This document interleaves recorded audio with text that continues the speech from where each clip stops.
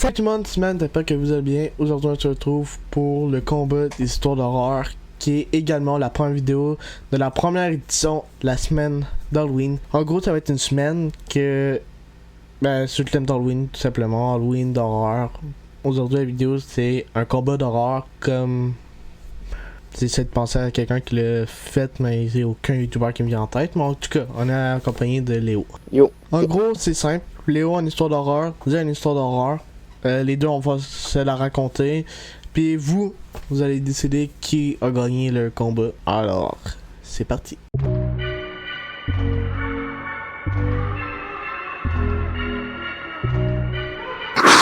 Pour célébrer notre première année à la fac, 6 amis sont partis faire du camping dans la nature. Après avoir conduit plusieurs heures de la ville la plus proche, ils ont découvert un lagon idéal pour se baigner, abrité derrière une falaise. Ils ont installé un campement dans les bois à proximité et ont passé la soirée à nager dans l'eau limpide et chaude du lac. Alors que le soleil passait derrière les arbres, l'un des amis a été au sommet de la falaise et a sauté depuis la falaise, alors que les 5 autres regardaient. Leurs rires se sont peu à peu effacés lorsqu'ils attendaient qu'ils remontent à la surface. Cela leur a pris 30 secondes pour se mettre à plonger pour aller chercher leur ami.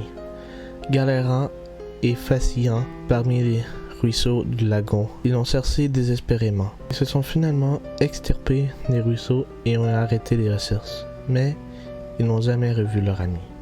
Leur cœur brisé, ils sont retournés à la ville et ont passé une année étrange et solitaire durant laquelle la seule source de réconfort était de savoir qu'ils retourneraient au lagon pour honorer l'anniversaire de la mort de leur ami. Une année passée, ils sont retournés au lagon en mémoire de leur ami.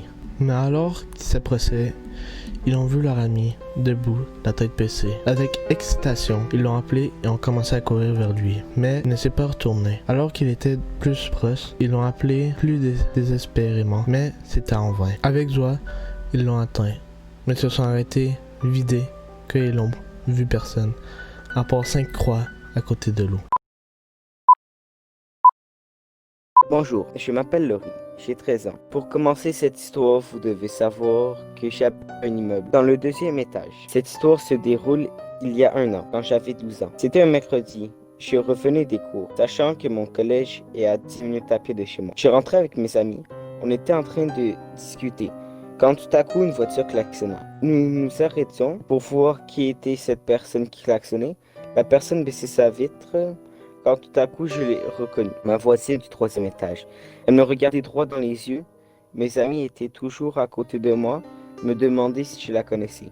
Je n'ai pas répondu. Et on a continué notre chemin. 5 minutes plus tard, j'étais donc à la moitié du trajet. J'ai discuté avec mon meilleur ami, qui était à côté de moi. Nous n'étions plus que 2 car mes autres amis étaient arrivés chez eux. Donc j'ai discuté avec mon meilleur ami et d'un coup nous avions entendu quelqu'un klaxonner. Nous nous arrêtions de nouveau pour voir qui était cette personne. Et c'était la même personne, donc ma voisine du 3e étage. Sauf que cette fois elle marmonnait quelque chose. Je n'avais presque rien entendu sauf le mot « fais attention ». Cette fois j'en avais plus que marre. J'ai pris mon meilleur ami par la main et je lui ai dit qu'on devait rentrer vite, rentrer chez moi.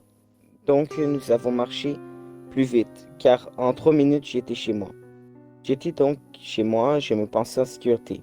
Je discutais par message avec mes amis et en même temps en train de caresser mon chat. Tout à coup, j'entends toquer chez moi. Donc je vais regarder dans l'œil de la porte et je vois que c'est ma voisine, 3e étage. Elle est seule avec du sel dans la main, que je trouve bizarre. Donc paniqué, j'envoie un message à mes parents et à mes amis. Mon père dit qu'il arriverait dans environ 20 minutes car il était coincé dans les bouchons.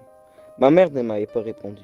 Mais mes amis me disaient de ne pas paniquer et de faire comme si il n'y avait personne à la maison. Ma voisine commençait à donner des coups de pied dans la porte. Donc j'étais à côté sur la porte pour essayer de la retenir pour ne pas qu'elle se défonce. À un moment donné, ma voisine a donné un coup tellement fort que mon dos a eu une petite douleur. Vous vous demandez pourquoi je n'ai pas appelé la police?